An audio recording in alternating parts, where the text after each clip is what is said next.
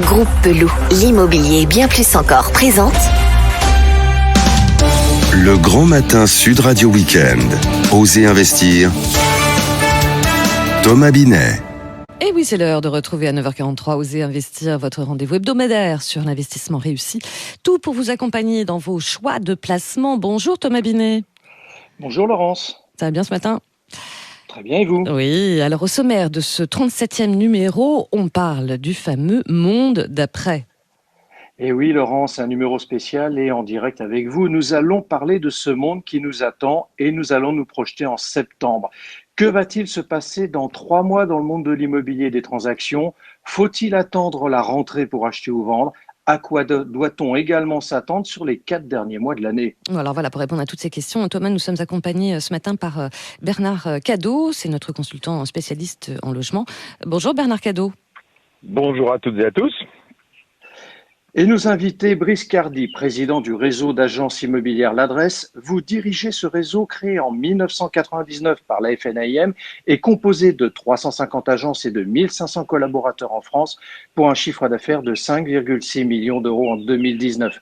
Vous êtes un spécialiste de la transaction, de la gestion et de la location, entre autres. Bonjour Brice Cardy.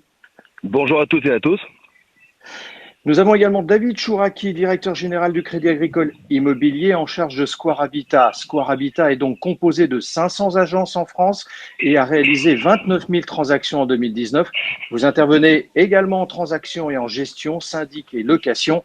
Bonjour David Chouraki. Bonjour. Et nous terminerons l'émission avec Jean-Marc Torolion, président de la FNIM. Bonjour Jean-Marc Torolion. Bonjour. Bernard Cadot, dans cette période de confinement, l'épargne des Français est considérablement consolidée. Ce sont près de 100 milliards d'euros qui s'entassent sur les livrets et comptes courants. C'est probablement une bonne nouvelle pour servir de levier au financement d'acquisition au dernier trimestre 2020, d'après vous ? Oui, en fait, Thomas, il y a 3 facteurs importants pour la reprise durable de l'activité. Il y a le chômage et ses conséquences, malheureusement, l'attitude des banques face aux demandes de financement immobilier et l'épargne. Parce que les Français figurent parmi les plus gros épargnants de la zone euro et vous venez de le souligner, le confinement a accentué encore ce phénomène. Il faut maintenant utiliser ces réserves pour mener à bien tous les projets immobiliers que l'on peut avoir. Il est probable d'ailleurs, voire certain, que les banques demanderont un peu plus d'apport personnel aux candidats acquéreurs. Ça sera alors le moment d'utiliser cette épargne. Brice Cardy, 3 semaines après la réouverture des agences, les premières ventes ont été réalisées avec des légères baisses. Certains acheteurs ont tenté des négociations allant jusqu'à moins 20%. Pensez-vous que cela va perdurer après l'été ? Alors, moi, je ne constate pas tout à fait la même chose au sein de notre réseau. Bien au contraire, on a eu une reprise assez surprenante. On avait plusieurs scénarios que les professionnels avaient projetés et je pense qu'on a évité le pire scénario qui était l'attentisme, qui aurait pu en effet amener une sorte de baisse de prix, voire même un décrochage. Et nous, on constate des choses vraiment, comme je vous le disais préalablement, très surprenantes. On a eu en effet, pendant le confinement, à l'amorce et pendant le confinement, quelques ventes qui ont été suspendues par l'objet de rétractation de nos clients. Et bien, figurez-vous qu'on constate que ces ventes, quand elles ont été rendues possibles d'être revisitées depuis la reprise, ben non seulement elles ont fait l'objet de visites, d'offres, mais la plupart du temps d'offres supérieures au prix qui avait été projeté avant le confinement. Donc aujourd'hui, au moment où on se parle, très franchement, la reprise elle est au-delà de nos espérances, et notamment au niveau des prix, où on constate beaucoup d'offres au prix. Et la deuxième chose qui est importante peut-être à souligner pour celles et ceux qui nous écoutent, c'est que on a pratiquement la quasi-totalité de nos candidats acquéreurs qui sont revenus taper à la porte de nos agences. Et la nouveauté, et on le voit dans les offres qui ont été matérialisées, c'est qu'on a de nouveaux acquéreurs. Voilà, ces Français et ces Françaises qui ont eu, à mon avis, beaucoup de temps pour pouvoir mûrir, réfléchir et se projeter dans une valeur plus que jamais refuge qui est l'immobilier. David Chouraki, 10 à 15% de compromis d'achat de logements qui ne vont pas jusqu'à l'acte authentique selon la Chambre des notaires de Paris. Pensez-vous que les potentiels acheteurs sont en train de reconsidérer leur position au point de ne pas être au rendez-vous en septembre, d'autant plus si la situation économique s'aggrave quand on relève qu'en avril, nous comptabilisons 840 000 chômeurs de plus malheureusement?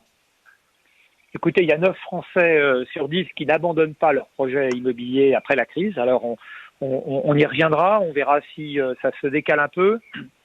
Nous, chez Square Habitat, on regarde également le le marché repartir à plein régime, comme Brice vient de le dire. On a une reprise dynamique, on a des sites d'annonces qui sont extrêmement visités. Le site Square Habitat fait plus 20% par rapport à mai 2019. Les appels, les visites reprennent. On a pas mal de confirmations des intentions d'achat et c'est vrai sur toutes les agences du territoire. On a des niveaux d'actes authentiques qui reviennent quasiment au niveau d'avant la crise. Donc c'est vrai que ce redémarrage est extrêmement fort. C'est ce qu'on note aujourd'hui. Alors c'est un constat. On doit être prudent, on doit être réaliste. Mais aujourd'hui, le constat, c'est que ça redémarre et on a des raisons sérieuses d'être optimistes. Les taux restent bas, ils ont peu augmenté, il est probable qu'ils resteront à des niveaux historiques assez limités. Les stocks de logements neufs sont bas aussi, en raison des élections municipales, il y avait eu peu de permis. Les investisseurs restent là, il y a des nombreux secteurs qui restent tendus. Il y a pas mal de dispositifs de soutien et je pense qu'on attend aussi de la part du gouvernement un plan de relance du bâtiment et de l'immobilier, sans doute à la rentrée.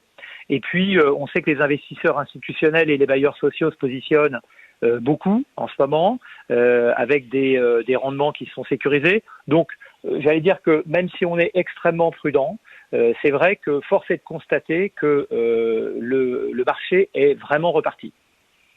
Bernard Cadot, vous avez une question pour Brice Cardy de l'Adresse. Oui, bonjour Brice. La crise nous a fait oublier un petit peu vite que dès le début de l'année 2020, les offres de biens à vendre étaient au plus bas dans un marché tendu. Est-ce que vous pensez que les mises en vente pourront repartir à la hausse en septembre et pour la fin de l'année ? Eh ben justement, c'est un des critères qui est peut-être important de souligner, c'est que certains alors je vais pas bien vous s'amuser, mais enfin certains ont prédit une sorte de comparable entre l'éventuelle reprise avec la crise de 2008 et là ce qu'on constate, c'est que pour l'instant c'est comme si le confinement avait duré 24 heures, c'est qu'on retrouve exactement les mêmes fondamentaux avec une offre qui n'a jamais été aussi rare et une demande, comme je le disais préalablement, qui est presque beaucoup plus importante que celle qu'on a connue avant le confinement. Donc si on garde ces deux pondérables, je pense qu'on aura, à mon avis, un marché qui restera exactement celui qu'on a connu avant le confinement et avec la réponse en effet que tout le monde attend, c'est quel rôle vont jouer les banques. En effet, là, il y a beaucoup de compromis qui sont à signer. Est-ce que les critères de sélection et d'octroi de prêts seront les mêmes qu'avant le confinement ? On sait déjà que le Haut Conseil de la stabilité financière avait pris le soin avant la fin de l'année d'apporter quelques consignes et qui ont été en effet largement communiquées auprès des banques. Voilà, c'est le spectre qu'on a tous au-dessus de la tête. Maintenant, ce qui est clair, c'est que cette reprise nous montre clairement que les Français ont plus que jamais envie de se sentir chez soi d'abord et puis de se sentir en effet bien chez soi. David Chouraki, Julien de Normandie, ministre de la Ville et du Logement chez nos confrères du Figaro, vient d'annoncer qu'il souhaitait vivement que le rebond du marché se fasse par les villes moyennes. Est-ce que vous partagez sa vision et son envie ? Oui, c'est clair que les villes moyennes ont du potentiel et je pense que les villes moyennes ont repris du poids grâce à cette crise parce que les attentes ont changé. On verra ce qu'il en restera dans un an ou dans 5 ans. Est-ce que c'est durable ? Est-ce que les Français passeront à l'acte ? Mais on voit dans nos agences de vrais changements de comportement. Le télétravail a permis de réfléchir à habiter plus loin des métropoles. On a 17% des Français qui estiment que la proximité du logement avec leur lieu de travail est moins importante. Et dans nos agences de Rouen, de Bordeaux, de Rennes, de Nantes, on a des vraies demandes de Parisiens, par exemple, qui souhaitent s'installer pour commuter. On a des vraies transformations de résidences secondaires en résidences principales.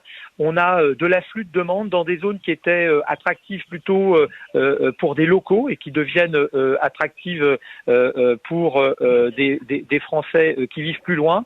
Donc oui, je pense que les villes moyennes vont avoir une vraie carte à jouer dans les mois qui viennent. Jean-Marc Torolion, vous êtes le président de la FNIM, comme je l'ai dit au début de cette émission. On a souhaité vous avoir avec nous ce matin parce que je vais rappeler le fond d'une histoire. Vous avez été attaqué récemment par le Conseil supérieur du notariat et vous étiez venu nous en parler d'ailleurs sur le plateau d'Oser Investir. Vous venez de créer un caducée pour identifier les agents immobiliers, mais les notaires jugent que vous avez créé une confusion entre ces deux symboles. Bref, ce dossier se retrouve maintenant devant la justice. Alors, Jean-Marc Torolion, plagiat ou pas plagiat? Pas plagiat. Nous avons pris un symbole qui est la déesse du foyer dans la mythologie romaine, qui colle bien évidemment à notre profession. Mais je ne veux pas m'exprimer sur le fond, mais ce que je veux dire, c'est que cette assignation, c'est vraiment pour moi la démonstration que le Conseil supérieur du notariat veut humilier notre profession. Jamais un mouvement d'identification professionnelle n'a été aussi puissant. Jamais 3000 professionnels n'ont inscrit cet emblème avec une aussi grande rapidité. Nous en aurons 5000 à la fin de l'année. Quelle est la démonstration? C'est que nous construisons l'identité professionnelle d'une profession qui aujourd'hui a pris toute son ampleur et toute sa justification de tiers de confiance dans le marché de la transaction. Je rappelle que la dénomination d'agent immobilier est protégée par la loi. Dans le domaine de la gestion locative, je rappelle que l'administrateur de biens est un titre protégé par la loi. Et dans le domaine du syndic, et je rappelle que là aussi il a été protégé par la loi grâce à un combat de la FNIM. Au fond, nous clarifions les modèles, nous clarifions la chaîne de responsabilité. En octobre sera débattu une proposition de loi qui vise à nous accorder le monopole de la centralisation des dépôts de garantie, et on voudrait nous empêcher d'afficher, j'allais dire, cet emblème de notre réglementation. D'ailleurs, le ministère du Logement y est favorable. Julien Normandie a été sans ambiguïté à notre congrès. Je crois que le Conseil supérieur du notariat a géré d'une façon catastrophique la période de confinement. Il porte une responsabilité dans la détérioration de notre trésorerie et dans celle des promoteurs d'ailleurs. Et je pense que d'ailleurs je risque de l'interpeller sur ce sujet. Et malheureusement, c'est la politique du Conseil supérieur du notariat, parce que les notaires de province que je rencontre, et j'ai beaucoup d'amis dans le notariat, ne se reconnaissent pas dans cette position-là. Place à l'intérêt de nos clients, à la professionnalisation de la chaîne du logement. Et Vesta en est l'illustration. D'ailleurs, je veux dire, ça transcende toutes les marques, tous les syndicats, et on a le soutien des grands groupes. Citia l'a affiché, Foncia va le commander, j'en ai eu la confirmation. Nexity le soutient, les grands réseaux le soutiennent. Donc véritablement, ce combat du CSN, voilà. Et pour moi, merci Jean-Marc Torolion. On aura l'occasion de voir comment ça va se développer dans les mois à venir. Merci à vous Jean-Marc Torolion. Merci à vous David Chouraki et Briscardi d'être passés nous rendre visite ce dimanche matin. Je rappelle que vous êtes respectivement président de la FNIM, président du réseau L'Adresse et directeur général du Crédit Agricole Immobilier en charge de Square Habitat. Voilà, et merci à vous surtout Thomas Rabinet, c'est le 37e numéro d'Oser Investir, l'hebdo de l'investissement réussi, à réécouter bien sûr sur sudradio.fr. Besoin d'un spécialiste en immobilier? Depuis plus de 50 ans, le groupe Pelou est le partenaire de toutes vos opérations immobilières. Avec 3 structures complémentaires qui vous apportent des solutions immobilières sur mesure. Besoin d'informations? Retrouvez-nous sur groupepelou.com. Groupe Pelou, l'immobilier et bien plus encore.